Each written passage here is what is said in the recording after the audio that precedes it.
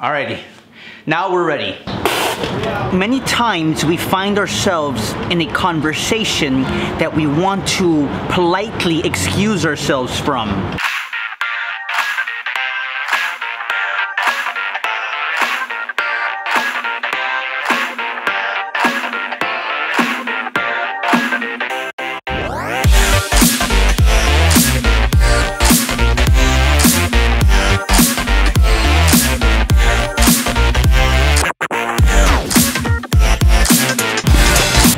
My students, today I am going to teach you all how to properly and politely end a conversation.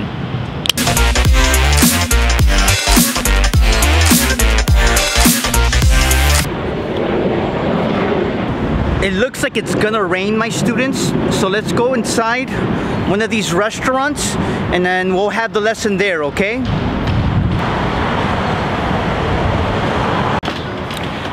So many times we find ourselves in a conversation that we want to politely excuse ourselves from. And this could be for many reasons. Maybe you're not enjoying the conversation. Maybe the conversation isn't interesting. And that's normal, that's okay.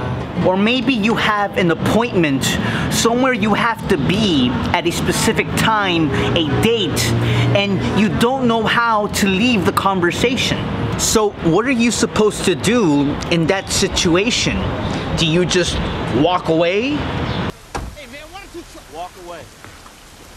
Do you just tell them to shut up? Shut up, shut up, shut up. I'm trying to explain it. Shut up. Harold, shut up. Oh no, that's rude. You want to be polite. My students, I am going to teach you a trick. Specific words that you can use that when you do so, you're giving the other person a hint that you have to leave or that you don't want to be in the conversation anymore. The words are so, well, and anyways.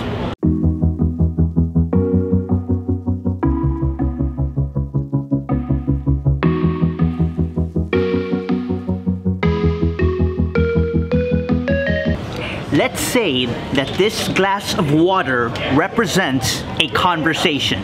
Nice to meet you. It's nice to meet you too. Conversation.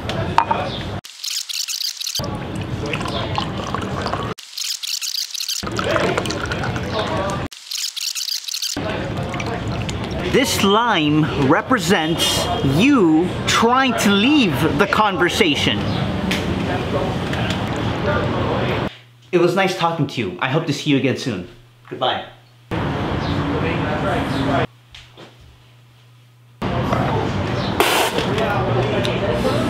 Not good. Not good, my students. Okay. This sugar here represents well and anyways. Well, it was nice talking to you. It was nice talking to you too. Alright, you having a good day. I hope to see you soon. See you around. Alright, bye-bye. Bye-bye. Delicious. You see, my students, the words so, well, anyways serve as a sweetener in a conversation. You don't sound so bitter by leaving the conversation. By saying so, well, and anyways, you are giving the other person a hint that you are going to exit the conversation. It softens your exit, really. Now keep in mind that these words, so, well, and anyways, have different meanings. And now put those meanings down in the description below, my students. Bye, thank you. Bye-bye, thank you. It never rained, my students. At least we got to learn something new in that restaurant. Let's continue the lesson in the classroom. So, well, we're in the classroom. I feel like I should dress up, right, my students? I mean, I am a teacher, right? And we're in a classroom, so I should probably change, right? I'm gonna change. Better. I forgot my tie.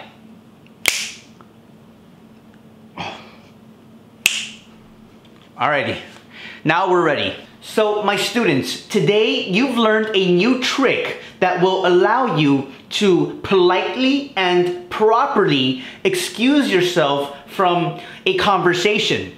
Whether it's a conversation that you want to be in, but you have somewhere to be at that time or at a specific moment, or whether it's a conversation that you don't want to be in.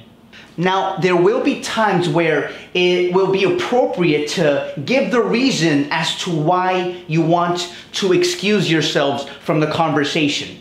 For example, let's say that you're in a party or in a get-together with friends and there's also people that you don't know and you're having a conversation with someone and you want to go talk to more people. In that situation, it'll be appropriate for you to say something like, for example, well, I had planned on getting to know as many people as I could in this party. It was a pleasure talking with you. What was your name again? Oh, excellent. Daniel. Okay, perfect. All right, I'll see you around. Okay. All right, bye-bye. Like that, my students. That's appropriate. It's okay to sometimes explain why you have to go. In the same way, there will be times where you don't have to explain yourselves. And there will be times where it's actually impolite to explain yourself. Now, keep in mind, my students, that there are certain times when you do use what I taught you today, and there are certain times when you don't. How do you know? Well, you have to use it, my students. You have to go out there and use it, my students. How else will you learn? You have to practice. I know it's difficult. I know it's hard because you're shy or because you're afraid of what people will think. But you have to practice, my students. Why is this so important? My students, I'm going to be honest with you all.